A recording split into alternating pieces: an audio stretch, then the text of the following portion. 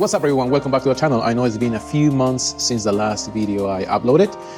I decided to take some time off at the end of the year and during the holiday season so I can spend time with friends and family before I retake on the project.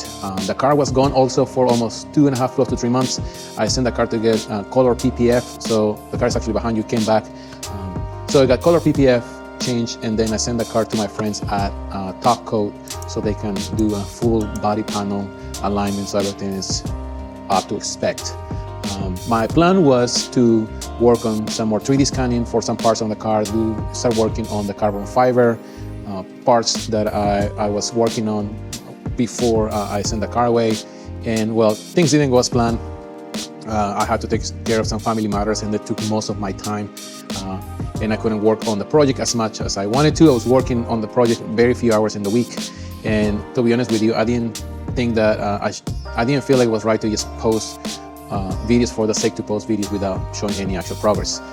Finally, everything's back to normal on my end, and I'm able to start working on the project a bit more. I've been working on it more often over the past few weeks, so now I have some actual content to show. I did change the layout in the garage a little bit. A couple things are gonna go to our storage. I got another shelf with a bunch of NSX parts. Just because I was not able to work on the car, that does not mean that I was not buying more parts to put on the car while I was busy. So there is a bunch of stuff that needs to go back on the car. And I changed a couple things on the suspension side. I put a new, upgrade a couple things, or like add a couple things to the front of the car suspension-wise. So yeah, it's been like a slow progression since the beginning of the year. I also have some issues with the engine that I have to resolve, but I'm gonna go over that. I don't wanna make such a big intro for you guys. So without further ado, let's go with the video.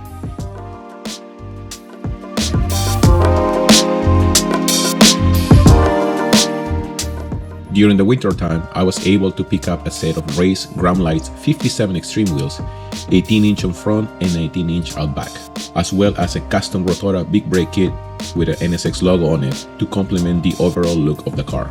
Between the aggressive wheel setup and the custom brakes, the visual direction of the build is really starting to come together.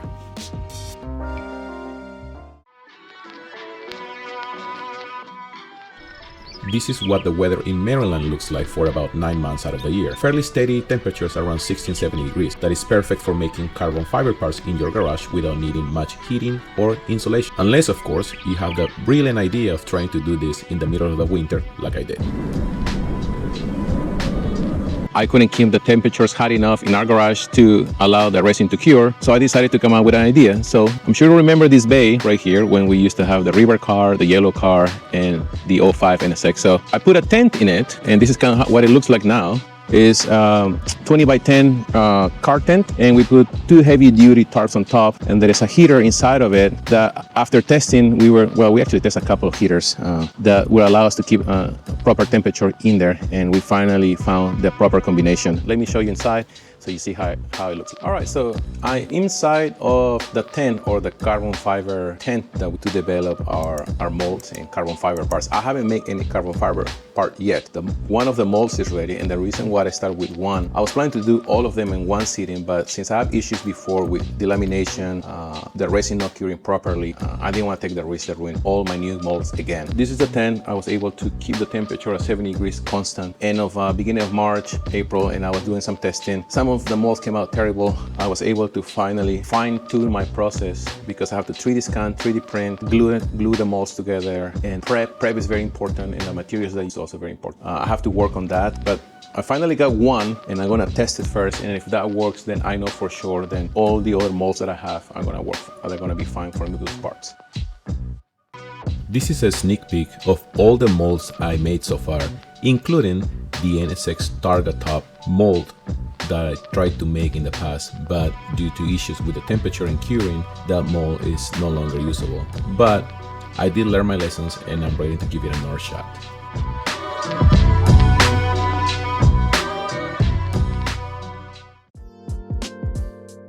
With regards of the engine, after I spoke to my engine builder, Mike, we got all the piston rings, connection rods, and all the things that we needed for the engine. I got those from Japan, and they took probably 3 weeks to to get them shipped. The issue with that is due to the tariff and all these other, I guess, duties and import stuff that we are dealing with right now with parts from overseas. The issue that I have with the engine parts was that DHL assigned the wrong HTS number to the parts. I know they're made of aluminum, but they're car parts first, so they should be categorized as car parts and not categorized first with the material they're made out of. So that was a big issue that I have to deal with DHL for over 2 months to clear the parts that I have on customs. They add almost over a 50% of duties to the parts, and that was a lot. And thanks to ChatGPT, I was able to explain my case, and they finally agreed that there was an issue on their end. And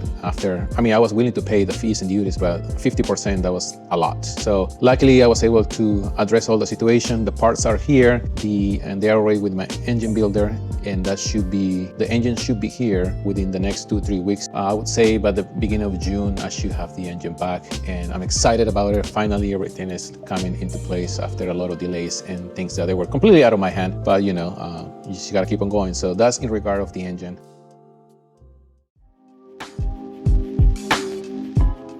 Now, with regards of the interior, the more I start digging in, the more broken pieces I found. One of my favorites is this. This is what it makes the center console. Right? This is pretty much the only piece that is good, which is the armrest.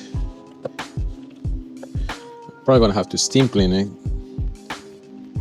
It almost smells like there's mold in it, but anyways, so I have to clean that.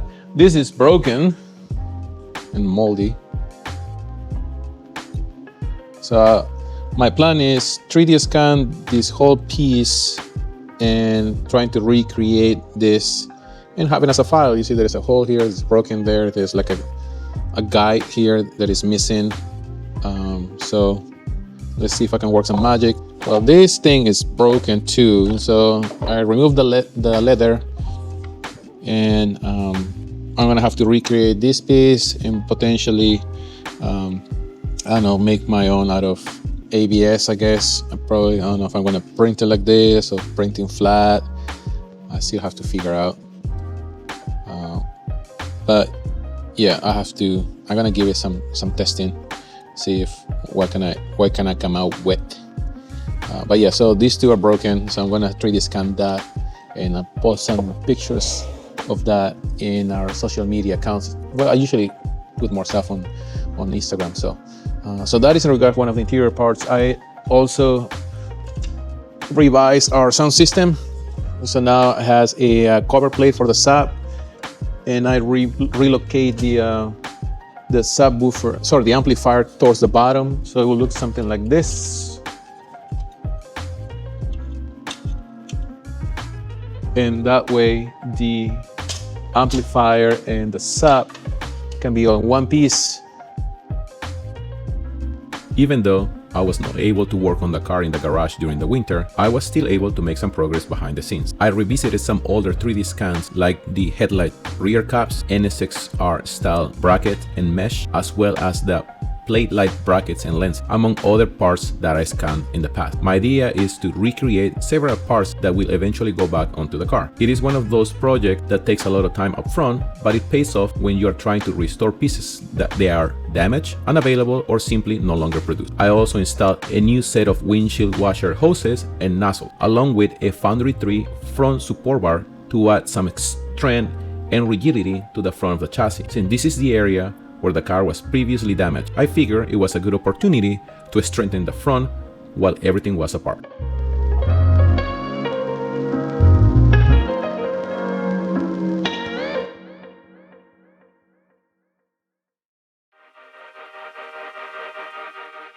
On the next episode, I'll attempt to save what might be the worst NSX carpet I ever seen. I'll try to do my best to restore this carpet and see if we can reuse it for this project. Stay tuned, there is a lot more coming.